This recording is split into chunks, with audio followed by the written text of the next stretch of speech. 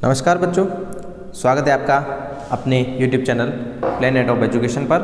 और इसके अंतर्गत हम कक्षा 8 में ज्योग्राफी के अंदर पाठ 4 कृषि का अध्ययन कर रहे थे। और इसके अंतर्गत हमने कृषि के प्रकार पढ़ लिए हैं, मुख्य फसलें पढ़ रहे थे, और जिसमें हमने चावल, गेहूँ, मिलेट और मक्का के बारे में अध्ययन कर लिया है। उसके आगे से हम चर्चा करते हैं कपास के बारे में।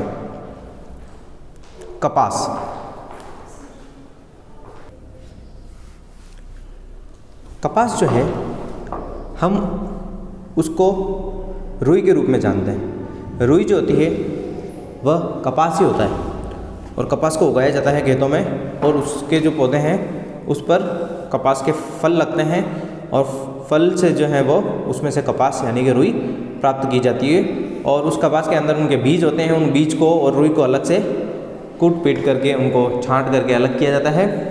उसके बाद में हमें रुई प्राप्त होती है और वह संशोधित होती है। उसके रेशे को अलग किया जाता है, अच्छी तरीके से अलग करने के बाद उनके बीजों को संशोधित करके उनको उपयोग लायक बनाया जाता है। कपास जो है, इनकी वृद्धि के लिए, इसकी वृद्धि के लिए उच्च तापमान की ज़रूरत होती है। हल्की वर्षा चाहिए, 200 से 210 पाला रहित दिन और तेज चमकीली धूप की आवश्यकता होती है। धूप भी चमकीली चाहिए। यह काली और जलोढ़ मृदा में सर्वोत्तम उगती। काली मिट्टी इसके लिए सर्वोत्तम होती है, और कपास के लिए काली मिट्टी मानी जाती है। और काली मिट्टी होती है हमारे पठारी भाग में, जैसे राजस्थान में हाड़ौती का पठार है, वहाँ पर काली मिट्टी पाई जाती है। और जो हमारे भारत में दक्षिण का पठार है पूरा, वहाँ पर काली मिट्टी के लिए सर्वोत्तम अच्छी अनुकूल जलवायु होती है। अच्छी मिट्टी काली मिट्टी ही पाई जाती होती है, जिसमें अच्छी तरीके से वो जो है हमारे यहाँ पर उगती है।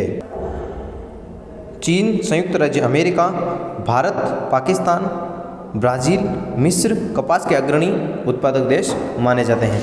ये सूती वस्त्र उद्योग के लिए एक महत्वपूर्ण कच्चा माल है। वस्त्र किससे बनते हैं? रुई से, कपास से ही तो बनता है। इससे धागे बनते हैं और धागों से फिर जो है वस्त्र का निर्माण, सूती वस्त्रों का निर्माण किया जाता है। अगला है पटसन। इसको सुनहरा रेशा के नाम से जाना जाता है। पटसन जो है एक सुनहरा रेशा माना जाता है, गोल्डन। और सुनहरा इसलिए क्योंकि जो पटसन होती है, जो हम जानते हैं बोरियां होती है, बोरी जो उसका जो सूत होती है, सूतली, उसका कलर जो है सुनहरा होता है, इसलिए इसको सुनहरा रेशा माना जाता है। ये जलोढ़ मृदा के अच्छे ढंग में विकसित होती है, जलोढ़ मृदा में।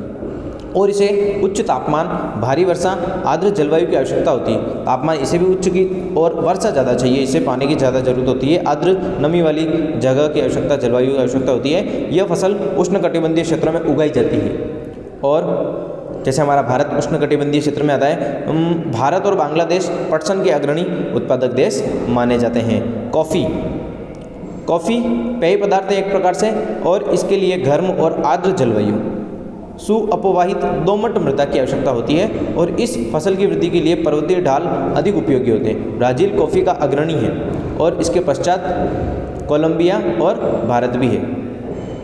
तो ब्राज़ील में कॉफ़ी के बहुत सारे बागान हैं। इसके बाद में हम ये देखते हैं रोचक तथ्य में, कॉफ़ी के पौधों की खोज किसने की? कॉफ़ी जो है उसकी खोज के विषय में विभिन्न कहानियाँ प्रचलित हैं। लगभग 850 ईस्वी में काल्दी नाम का एक अरबवासी जो बकरी चराने वाला था, अपनी बकरियों की अनोखी उछल कूद और हरकतों को देखकर परेशान था। और एक दिन उसने भी इस सदाहरित पौधे की फलियों को चख कर देखा, और जिन्हें उसकी बकरियां प्रतिदिन खाया करती थी। उसने आनंद के भाव का अनुभव करने के बाद अपनी खोज में विषय में इस संसार को भी बताया था कि किस प्रकार से उसने भी ये खोज की है। चाय बागानों में उगाई जाने वाली एक पेय पदार्थ है चाय। ये बागानी खेती के अंतर्गत आई जाती है, और इसकी कोमल पत्तियों की वृद्धि के लिए ठंडी जलवायु और वर्ष भर समवितरित उच्च वर्षा की आवश्यकता होती है। इसीलिए ये चाय जो है ऊंचे ऊंचे पहाड़ी इलाकों में ही होती है, क्योंकि वहाँ पर ठंड होती है। और इसके लिए सुअपवाहित दोमट मृदा, मंद ढाल की आवश्यकता होती है। पत्तियों को चुनने के लिए अधिक संख्या में श्रमिकों की आवश्यकता होती है। एक एक पत्ती को तोड़ करके लेना पड़ता है, इसलिए करोड़ों पत्तियों और अरबों पत्तियों के अंतर में से हर पत्ती जो विशेष अच्छी होती है उसको चुना जाता है। कृषि की विकास। अब हम पढ़ते हैं कृषि का विकास किस प्रकार से। कृषि का विकास का संबंध बढ़ती जनसंख्या की मांग को पूरा करने के लिए कृषि के उत्पादन को बढ़ाने की दिशा में किए जाने वाले प्रयासों से है। यानी कृषि का विकास ज़्यादा जरूरी है, क्योंकि जिस प्रकार से जनसंख्या बढ़ती जा रही है उसके हिसाब से उनकी उपभोग क्षमता बहुत ज़्यादा है और उत्पादन कम है, इसलिए उत्पादन बढ़ाना बहुत ज़्यादा जरूरी है। यह कई तरीक़ों से प्राप्त किया जा सकता है, जैसे कि बोए गए क्षेत्र में विस्तार करके, जो बोने का क्षेत्र है उसमें और ज़्यादा विस्तार करना चाहिए।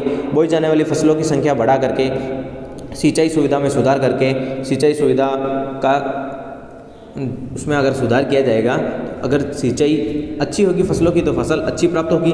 उर्वरक और उच्च उपज देने वाले बीजों की द्वारा, यानी कि अच्छे बीज चुन करके, पहले बीजों सही बीज का चुनाव करके उसको ही बोया जाना चाहिए।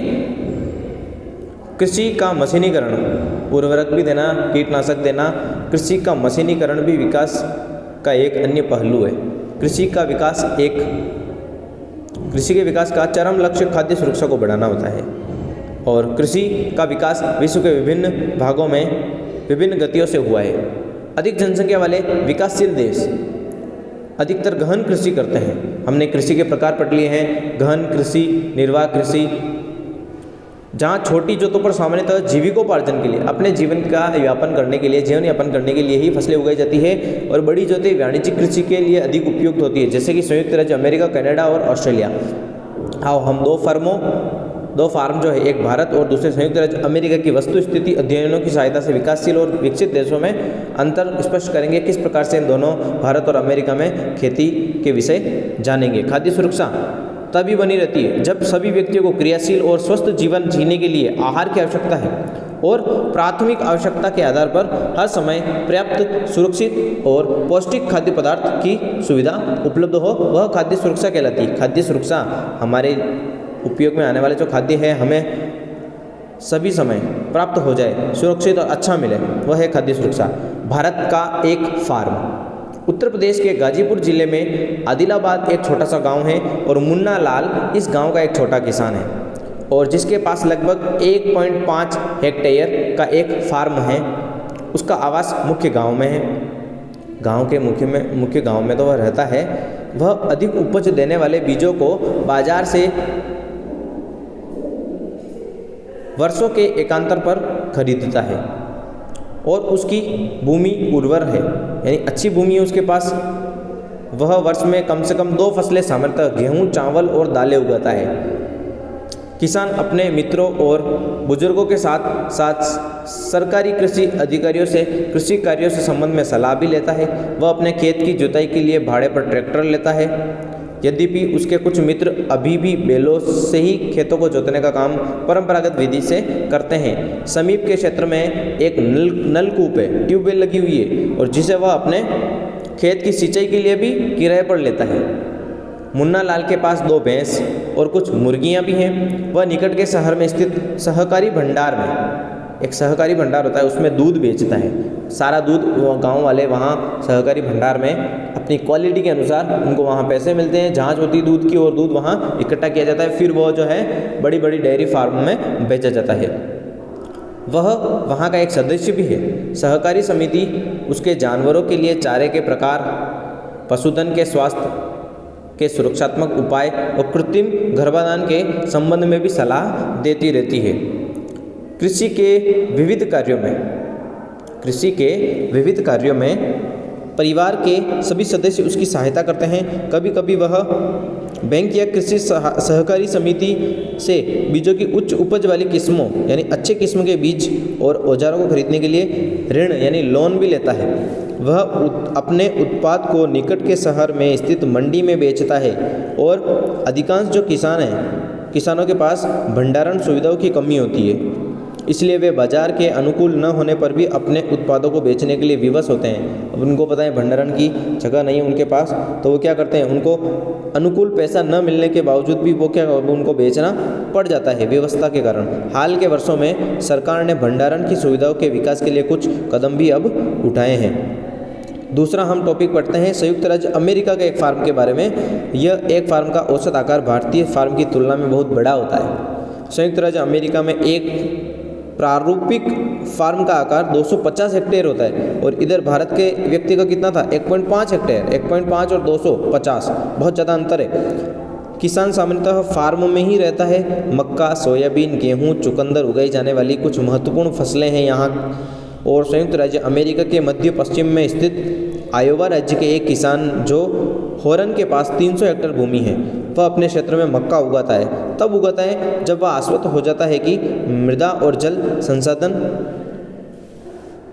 इस फसल की आवश्यकता को पूरा कर दे। उसको पता है ये मिट्टी उपजाऊ है मक्के के लिए और जल संसाधन भी उपलब्ध हैं, तभी वह जो है मक्का उगाता है। फसल को नुकसान पहुंचाने वाले पीड़कों यानी कीटों पर नियंत्रण के लिए पर्याप्त उपाय किए जाते हैं। समय समय पर वह मृदा के नमूने को मृदा परीक्षण प्रयोगशाला में जांच के लिए भी भेजता रहता है और कुछ कमी होती तो उसके लिए उसमें दवाई मिलाई जाती है और उसमें पर्याप्त पोषक है या नहीं उसकी जांच की जाती है। ये परिणाम जो होरन को वैज्ञानिक उर्वरक कार्यक्रम की योजना बनाने में मदद करते हैं और उसका कंप्यूटर उपग्रह से जुड़ा हुआ है जो उसे उसके खेत की यथार्थ तस्वीर भी देता रहता है। यह रासायनिक उर्वरकों और कीटनाशकों यानी पीड़ानाशकों का आवश्यकता अनुसार प्रयोग करने में उसकी मदद भी करते हैं। वह ट्रैक्टर, बीज बोने की मशीनों, समतल करने के लिए मशीन होती है, वो संयुक्त हार्वेस्टर और थ्रेशर का उपयोग कृषि संबंधी विविध संक्रियाओं में करता है। क्योंकि बहुत ज़्यादा अनाज प्राप्त होता है उसके लिए मशीनें ही ज़्यादा उपयोगी साबित होती है। समय की बचत के लिए भी अनाज स्वचालित अन्न भंडार में संचित किए जाते हैं अथवा बाजार अभिकरणों मार्केट एजेंसियों में भेज दिया जाता है। संयुक्त राज्य अमेरिका में एक किसान एक व्यवसाय की तरह काम करता है, न कि एक खेतीहर किसान की तरह काम करता है।